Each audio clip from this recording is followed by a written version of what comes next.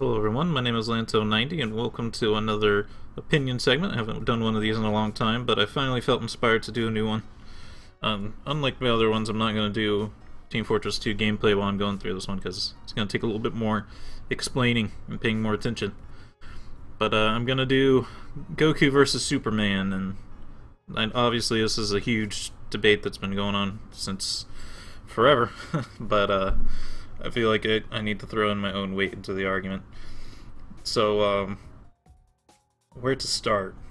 Well, I should probably preface by saying I am probably biased for Goku because I grew up on Dragon Ball Z, I didn't grow up on Superman stuff. But I have seen a lot of Superman-related movies and TV shows and that kind of thing.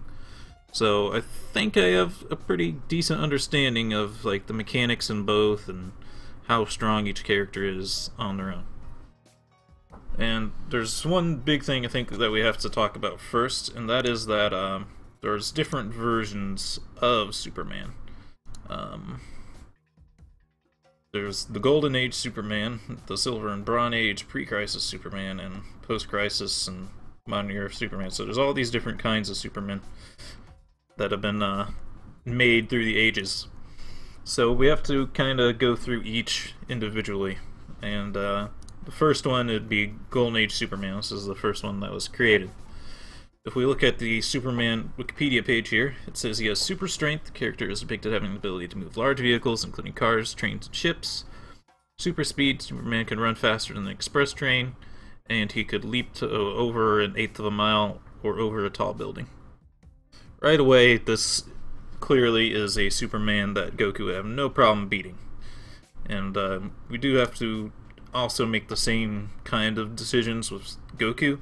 We have to pick what period in the anime or manga that you want to draw from, because obviously they grow in power over time. But I think simply just the start of Dragon Ball Z Goku with a power level of 416 could probably beat Superman in this case.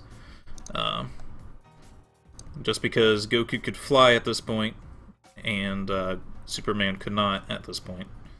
They both probably had this kind of super strength levels, probably even more on Goku's side. And as far as running speed, I don't know exactly on that because he doesn't really run anymore. He flies most of the time. But even if this Goku couldn't beat that Superman, Goku by this stage definitely could. Because at this stage, Goku is going so fast that he doesn't even need the Flying Nimbus anymore. And this was also something that I thought was weird with this Screw Attack Death Battle that was done, because this is where like everyone's deciding that Superman would have won, is because this Screw Attack Death Battle is like the most popularized fight between the two.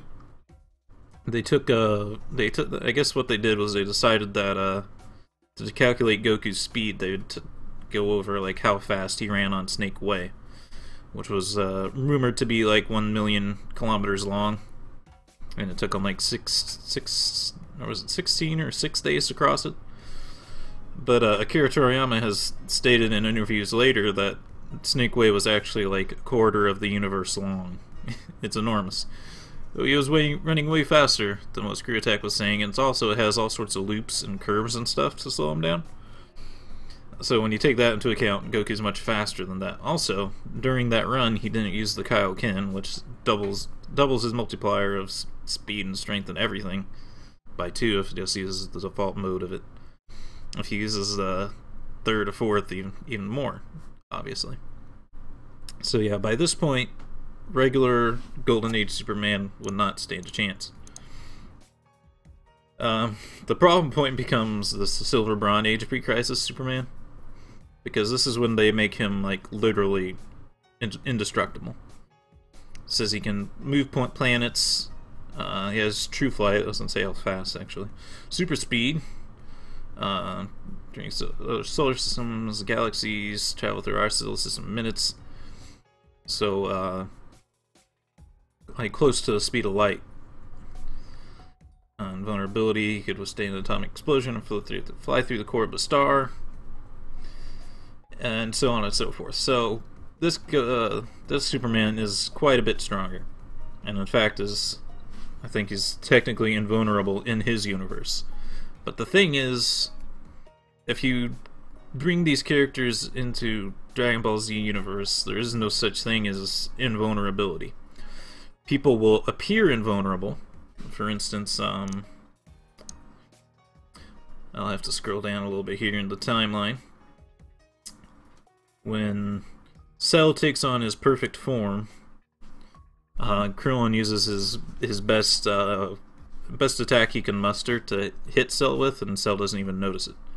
So to Krillin, Cell is indestructible, but to these other characters, it's not so much. It's the same here. Like, Superman would not be indestructible in this universe. And for the purposes of a fight, he would not be. Also, I was also looking at his strengths and weaknesses. I think I have to scroll all the way down on this page.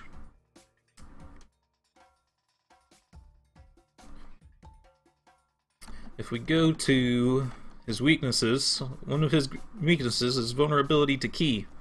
Well, that's what the entire Dragon Ball universe is based on, is ki. So, yeah, Superman in this case would be able to take damage from Goku because of that. And even if he isn't if he is invulnerable to ki, there's the magic thing, which is a lot more definite that Superman's weak to it. Goku could make a wish on the Dragon Balls. It doesn't even have to be a very powerful wish. All he has to do is ask, I want a blessing so I can hurt Superman, or I want to curse Superman, and that magic would do the trick, you know. But let's compare these two a little bit, if I can. The speed thing, just the main thing I want to mention is, like with the screw attack thing that was mentioned before, is they decided Goku's overall speed based on how fast he ran on Snake Way during this saga. But I think they were doing the argument as if Goku was at the end of the series, which just isn't correct. Because where is he, Super Saiyan 3 Goku? He's a lot more powerful than Goku was at that point. So it's not just a strength boost as these characters grow in power. It's also speed and everything else. It all goes up simultaneously. Their durability, everything else. So you have to keep that in mind, that Goku is constantly getting faster and faster throughout the series, as well as stronger and stronger. Another thing we might want to talk about is, like, strength. I don't have the example here, but I did read that Superman was able to destroy a moon, and it knocked him unconscious. It was so difficult for him to do. I don't know if it was in this age. It might have been post-Crisis at this point.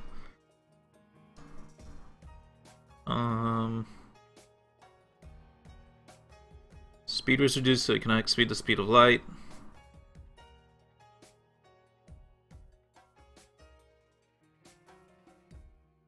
It doesn't really talk about it. But we should probably just go over this Superman, because we've already knocked out Golden Age Superman without even going Super Saiyan. It says post-Crisis Superman's more strong than that one, but he's also not as strong as Golden Age one. While still capable of surviving a nuclear explosion, such events would severely weaken him. In the Cell Saga, let's go back down to Cell.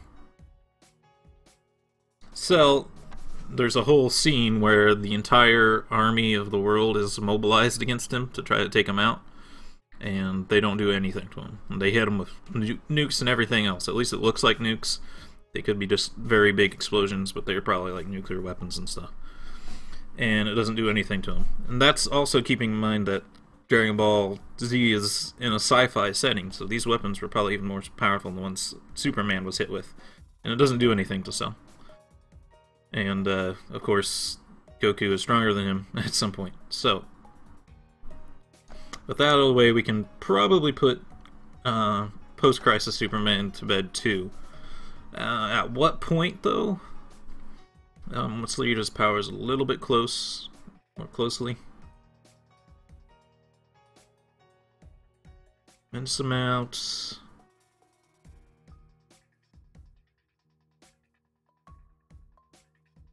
they're not giving me specific examples to really compare it to.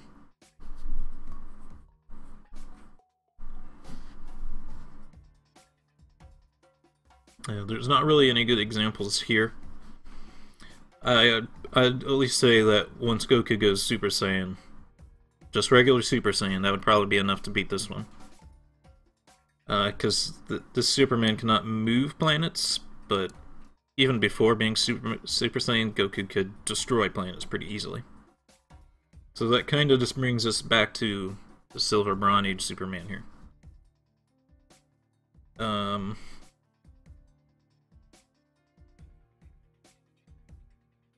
Just reading through these. I don't have one of the pages that I had the other day that was showing examples of how strong they were. Actually, it was just how strong Superman was, because I know how strong Goku is. I just need to know more about how strong Superman is.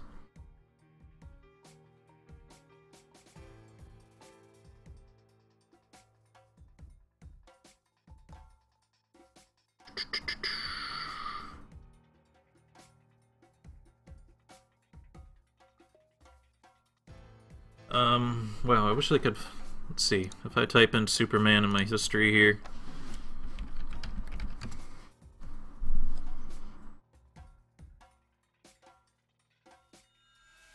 There's... I looked up, like...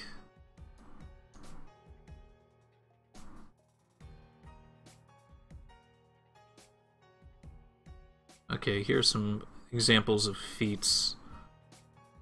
I actually saw a... There's a very specific picture I wanted to pull up of a comic book frame with Superman. Let's see, I think we need to type in, like...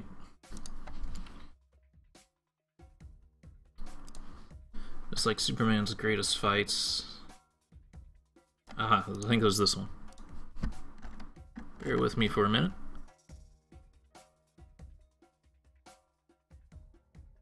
So the Death of Superman comic. This specific frame here. Like weary boxers who had gone the distance, the combatants collide in one last explosive battle. In the years to come, few witnesses will tell of these final punches, that they could literally feel the shock waves.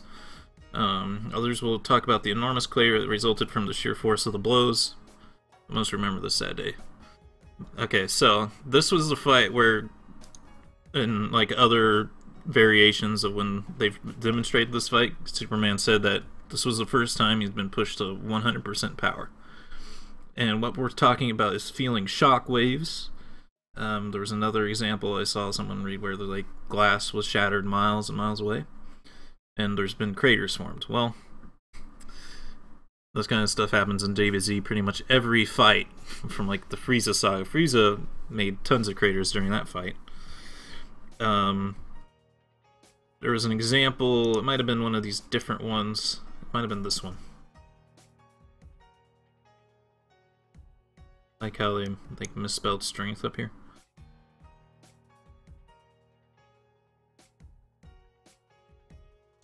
Just a shockwave from his fist cracked the ground.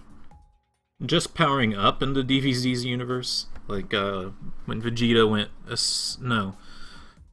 when Vegeta was using his final flash technique, that was going to destroy the whole planet just from his charging up of it. Almost.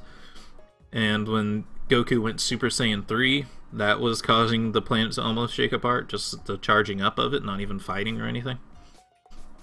Also, when Goku's going Super Saiyan 3, just the power that he was putting out during the transformation was breaking the glass miles and miles away. And that's not even with fighting, that's just powering up. So, obviously he wins this fight. I don't know what version of Superman this is. I don't know if it's the Golden Age or Silver Age or what. But based on what I've said, I think it's pretty clear that Goku would beat the crap out of him. The first one easily without even going Super Saiyan. The post-Crisis, or I mean the modern era one, he would beat that one probably with going Super Saiyan. And then the Golden Age one's the one that's the toughest because it doesn't really describe like how strong that character is. It just says that he's pretty much invincible. But you can imagine that based on the scale of things, that if Goku went all the way to Super Saiyan 3, even if he didn't even need to, that would probably be enough. Considering that on the Superman Wikia page, he has, which one was it? This one? He has a vulnerability to Ki. And it's listed here right alongside magic and kryptonite. So, in that case, that kind of throws it out the window, right? That means Ki-based attacks would get through to him. It would get through his invulnerability force. So, yeah, that's my opinion. So, hope you all enjoyed this video, and have a good day.